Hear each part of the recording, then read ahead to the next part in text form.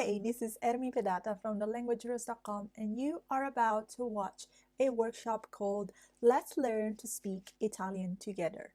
In this workshop, I share my most favorite technique that helped me to become a confident English speaker because English is not my first language, and I hope that this technique will help you to become a confident Italian speaker too.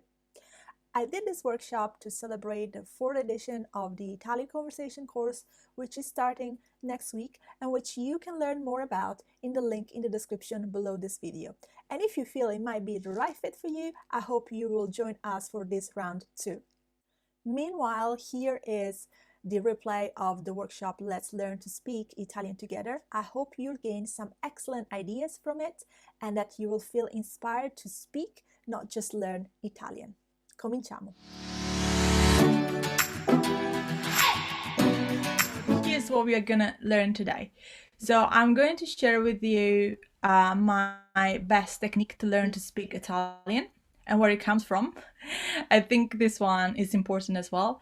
And then how to apply this technique and some do and don'ts about it. And also how we use this technique in the Italian conversation course, which is something I'm going to share with you as well and tell you a little bit about. So let's talk about what is this technique that I still use when I learn another language, which really helps me to practice and build my speaking. So this is when I was back learning English, because when I as you know, English is not my first language, and when I was doing my very first English exam, speaking one, I was really terrified because I felt that I had learned a lot of things, but I couldn't really speak English because it felt like I could understand quite well if someone would tell me something, but if I had to say something, for me it was a bit daunting and I didn't have the words, or I would feel very blocked. And so I was terrified of doing this first speaking exam, and so I had to find a solution for it. So what I thought it would be good for me, I had an idea. I thought, well, if in this exam I have to speak to a native speaker and they can ask me anything, so they would ask me about any topic, and I cannot have any notes, so I just have to rely on my own knowledge. I thought that I would brainstorm all the kind of questions that she could ask me, about my life, about my study, about what I do and what I like doing. And so I started to write down all these questions, and then I would write a question, and then I would write the answer, and then I would write a follow-up question, and then I would write a follow-up answer. And that really helped me to use the vocabulary that I knew that was passive and made it like active, because I was writing it and I was using it. And then once I had written all these things down, I would start to rehearse them. Literally, I would take my notebook and I would go question by question and answer by answer, and I would repeat them aloud. And up until a point, I reached a point where at the beginning I was reading, obviously, a little bit, but then I reached a point where I didn't need to read anymore. And actually what was happening in my brain is all this vocabulary was getting all mixed up together, and it was becoming something else. I was using pieces of a transcript to say something else, and phrases that I had written to, for example, talk about my hobbies, but I was using those phrases to talk about what my mom did yesterday. And so that kind of practice really helped me to become more confident at speaking. And when it was the time to do my exam, the speaking one, I was not scared anymore, and I was able to do it, and I was able to clear the exam, and I was so happy. I was like, yeah, I've made it. But then that made me really conscious of how I had been learning English, because up to that point I had been learning it, but I hadn't really spoken it. And so that was why I couldn't do it, because I had just been reading and listening and writing, but then the speaking practice was lacking. And that writing and scripting answer questions and answer really helped me to become a better speaker. And so this is actually what I'd like you to learn to do today, because that kind of practice can really help you to become a better Italian speaker.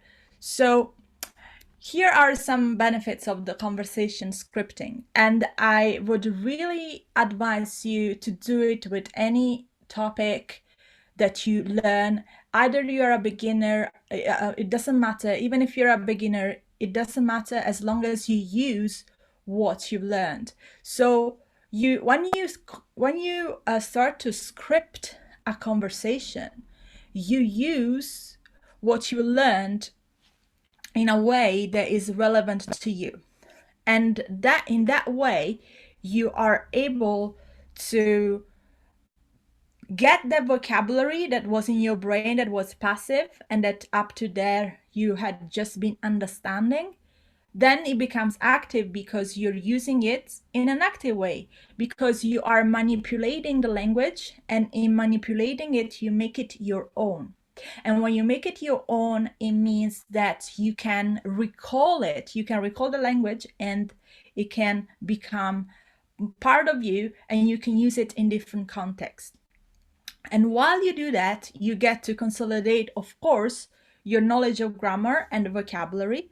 And then it also boosts your memory and the ability to recall words and phrases. So many folks are like, sometimes they get very angry with themselves. Some students, they are like, oh, I learned this thing so many times and I don't seem to recall it. Every time I seem to forget stuff, or every time it's the second time I see this word and I forgot it already. Oh, what a poor memory I have.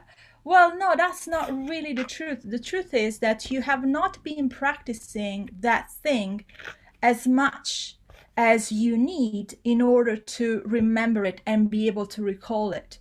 And so it is really the practice that makes it a difference. And when I talk about practice, it's not just about reading and listening, it's about using the word, using the phrase, get to speak. And when you use all these phrases and all this vocabulary that you're learning, you use them in different contexts. You also enhance your creativity, because you're able to see, you are able to use them in different situations. And finally, once you do this process of writing and scripting and rehearsing out loud your script, you also boost your confidence in speaking. So, and that is what eventually what you want. So how do you do it? So first of all, you obviously choose a topic, and it can be any topic.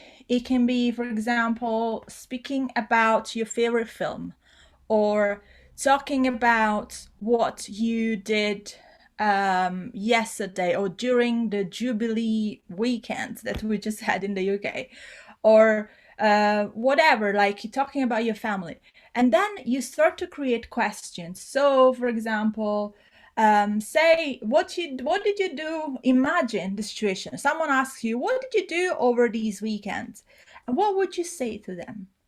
So then you script the answer. And now you can try to use what you have already learned, and you are not under pressure, because obviously this is not a real conversation you're doing, you're scripting it, right? You're just scripting it for now. So you have time to think about, what phrases would I like to use, what kind of vocabulary is right in this context.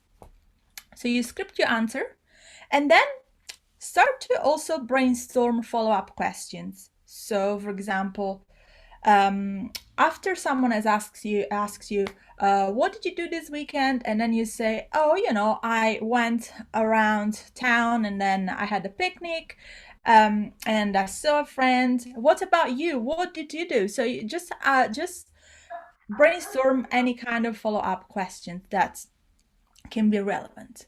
And then we come to step 5 and 6, and these are the steps that most people kind of either don't want to do because I know it's difficult, or they think that if they don't do that, it's okay.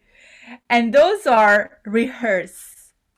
The first one is rehearse. So what most people do is that, okay, I have my conversation script, that's right, that's fine. And then they don't rehearse it out loud.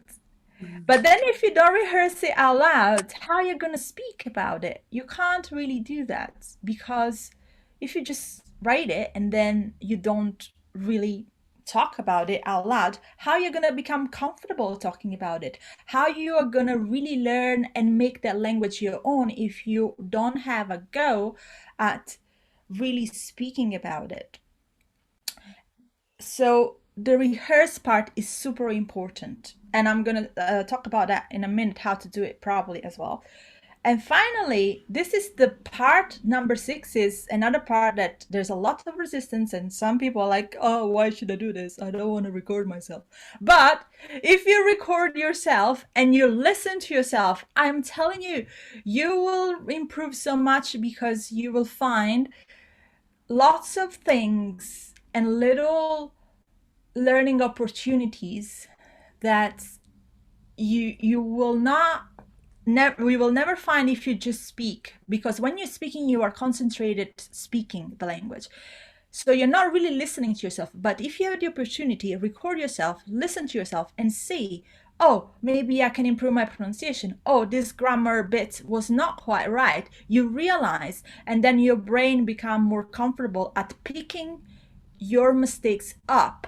And if there is a mistake that you keep doing over and over and you hear yourself making it, then your brain will become more conscious of it and you will be able to self-correct and become better at speaking. So what you should do then, these are some do or don'ts, because I would like you to apply this today and see how you find it. So when you do this technique, here's what you should do. The first thing, you use what you learned.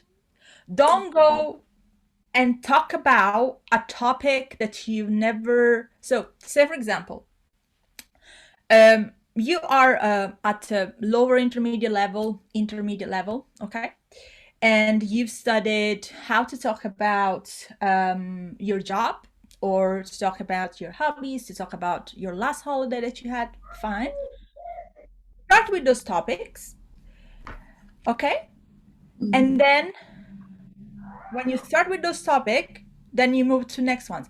But don't go and say, I am now going to do a presentation about some topic that I've never studied before, which vocabulary is completely unknown to me, such as how the heart works and how we can apply this knowledge to save people and prevent heart attack. I don't know, I'm just making stuff up, okay? But the real point is you use what you learn, because the point of this technique is to consolidate and also make what you have already passive in your brain become active. But if you don't have anything in your brain at all about a certain topic, how can you make that active, right? You need a starting point. So you need to start with something that you are okay understanding first, so that then you can bring it to the active stage of speaking. Then, once you're doing your conversation script, you can use a dictionary, of course, and I also advise reverso.net, which is, I don't know if you're familiar with it, but I'll show you. It's basically it's sort of like a translator, but it's more interesting. So here is the reverso, okay? So I just typed in make a cake, and then it tells me fare una torta o preparare una torta. So which one should I use? So here are some example. Unless you wanna to make a cake, a meno che tu non voglia fare una torta. So it gives you different kind of context. And I think knowing the context is important because if you just type something in Google Translate, it just gives you a word or a phrase, and you don't know if the context is right or wrong. So it's good to see things used in context. So look at SMP in contesto and see which example is more similar to what you want to say. And then another thing that I advise you to do, if you can, try to work with someone who's studying Italian as well, because working as a team can actually be helpful. And then write detailed scripts. It's okay. It doesn't have to be 100% detailed, but the more detail you add, the better it is, because it means you're doing a lot of practice. And then highlight the keywords you must remember, because in the end you don't have to remember all the details of your script, but you have to remember some keywords, some phrases that are super important to convey what you want to say. And finally, the rehearse part. My magical number to rehearse is 3 times. When I was doing my speaking exam, I was always rehearsing 3 times. Here's how I do. The first time, I would read most of the stuff. So I would try to remember, but most of the time, to be honest with you, I was reading, okay? The second time, I was reading a little bit, okay? The second time I was rehearsing, I was reading a little bit. Mainly the keywords to remind myself what I wanted to say. And finally, the third time, I was doing it pretty much without reading at all. Actually, the third time, most of the time, I was doing no reading. Like, I was just saying what I wanted to say. And that was very exciting because I felt that I was actually speaking and I was not looking at my notes. And obviously, in the exam, we were not allowed to have any notes. So that is what I wanted to do, right? Speaking without notes. And then, as I said, it's super useful to record yourself and listen to yourself so that you learn to self correct. And then, one last bit, and this is when you go into the conversation, to actual conversation, memorize phrase to ask for help. So if you don't understand the other person, if they say something that you was a bit, I didn't expect she would say that. I don't know this word. So ask them, what does this mean? ¿Qué significa? Puoi ripetere? Some people are very wary about asking for help, but it's okay. So do memorize some phrases to ask help in conversation. If you want them to repeat, if you want to ask the meaning of something, that's fine. Use them. Now, the don'ts part, and then we do a little bit of practice. So don't type your entire question and answer in Google Translate, copy them out, and try to learn them by heart without any understanding of the structure or the vocabulary behind it. So you just, okay, the point of this technique is, like we said before, use what you learned. If you just type the question, the whole questions into a Google Translate and the whole answer into Google Translate and just copy it out, what's the point of doing this? You are not using what you learn. You are not making the vocabulary that was passive active, right? And that's what you want. So you have to try to do it yourself. And yes, you can use other tools like a dictionary or reverso.net, even Google Translate if you want to check some part of the phrases, but then remember to double check. If you use Google Translate, double check it. Is this true? Can I find it in other contexts? Can I ask someone who knows more than me? Can I ask my teacher if this is actually how we say something? And then write the script, and as I said, you need to rehearse it. If you just write a script, you just done a very nice exercise of writing. And if you read it, you've just done a very nice exercise of pronunciation. But if you want to speak, you need to rehearse it aloud. And then when you are going to the conversation, please don't take your notes and be like, I'm gonna read this out loud to the other person. Come on, you need to try to have a conversation, okay? A real one.